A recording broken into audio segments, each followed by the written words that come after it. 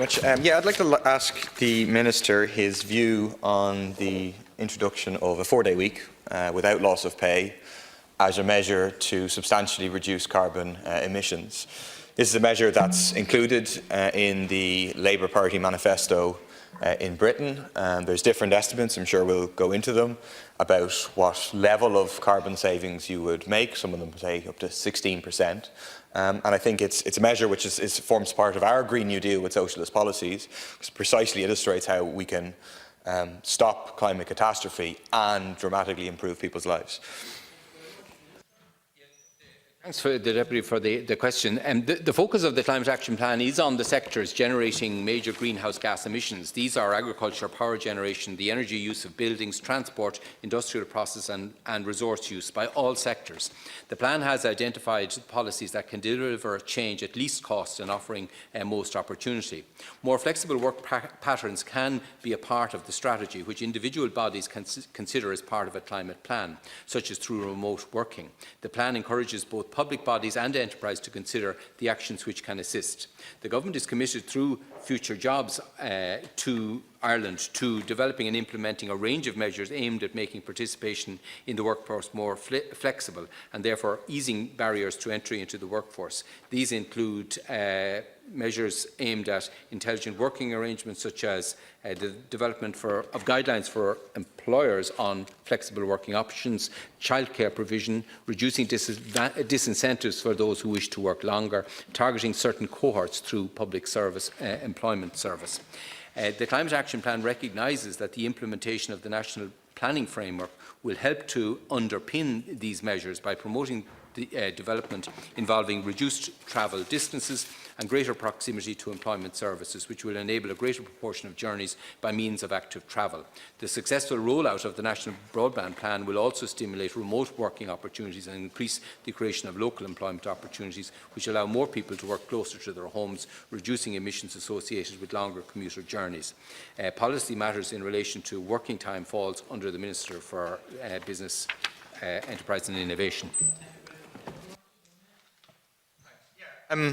So I just asked the Minister to comment on the proposals to reduce the working week to 4 days, and I would argue that that should be combined with no loss of pay, so people aren't harmed. And this is part of a Green New Deal vision for transforming our society and in a way of avoiding climate catastrophe. Giving people time to contribute to society, taking advantage of the massive productivity increases that we have, but which the benefits overwhelmingly go to the bosses, to the capitalists. So there's a trade union campaign in Ireland for a 4-day working week. It refers to the study in Sweden that shows for every 1% in reduction in working hours, energy consumption and emissions are reduced by 0.8%. If you translate that to Ireland and you move to a 4-day working week, it suggests that emissions could be reduced by 16%. There are clear benefits from various studies in terms of productivity, in terms of mental health, in terms of having workers be happy, contributing at work in society. It will be of benefit to workers in this country. That the issue of a 4-day working week without loss of pay raises much wider issues than climate. I mean, and I suppose I'm obviously happy to look at the evidence of any policy initiative and its impact on climate, and if there is data, I will examine it. Clearly, things like remote working, which reduce people resorting to public transport, is a way of doing the same. So if people are working 1 day from the home, they will get a lot of the savings. But we will review every year policy proposals that come that are submitted. We obviously rely on the advice of the Climate Advisory Council to evaluate some of those. But there are obviously, it depends on what happens when the person is not working, what happens to industrial processes. If output is the same, will you actually get the saving of carbon emissions? So a lot of other accompanying policies, I think, would have to be put in place to see whether such an initiative would have a significant impact. In the short term, I think we do have to work on the fabric of our buildings, on the makeup of our transport fleets, of the shape of our generation capacity. Those are are the big items we have to shift. There was a time when workers worked 7 days a week. They worked 6 full days and a half day on Sunday.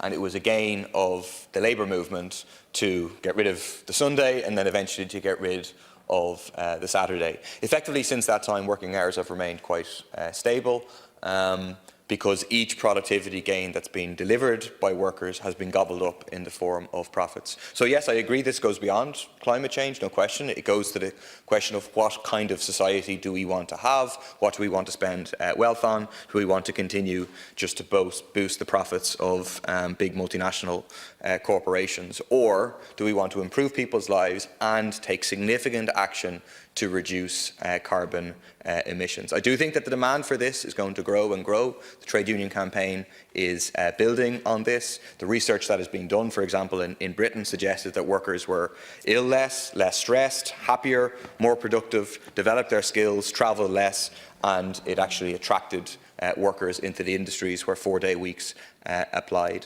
As part of a vision for a social society where people participate, of participatory democracy, freeing up time for people to be actually able to do that, participate in their communities, in their workplaces, to have democratic control is an important part.